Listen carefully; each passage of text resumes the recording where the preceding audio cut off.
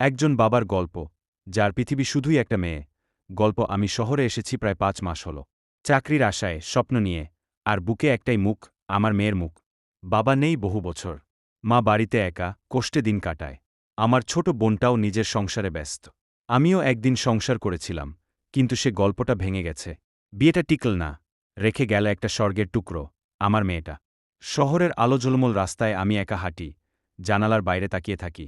ভাবি, আমার ছোট্ট মেয়েটা এখন কি করছে? ওর ছোট্ট হাতে আমি একটা খেলনা দিতে পারিনি, ওর মুখে ভালো খাবার তুলে দিতে পারিনি, কিন্তু আমার সমস্ত দোয়া, ভালোবাসা, স্বপ্ন ওর জন্য জমিয়ে রাখছি। ঘরে একটা ভালো বিছানা নেই, মায়ের জন্য ওষুধ কিনতে পারি না, নিজে খাই না, তাও ফোনে মায়ের সামনে হাসি। জানো কেন? কারণ আমি একজন ছেলে, একজন বাবা। আমার কষ্ট বলার কেউ নেই, কিন্তু সহ্য করার শক্তি আছে।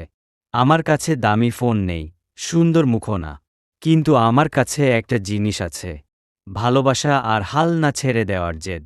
যারা বলে তুমি কিছু পারবে না, একদিন সেই মানুষগুলো তোমার মেয়ের হাত ধরে হাঁটতে দেখবে, বলবে এই ছেলেটাই নিজের কাঁধে পুরো একটা জীবন টেনেছে।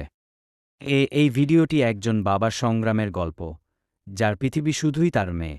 যদি ভালো লাগে, সাবস্ক্রাইব করতে ভুলবেন না।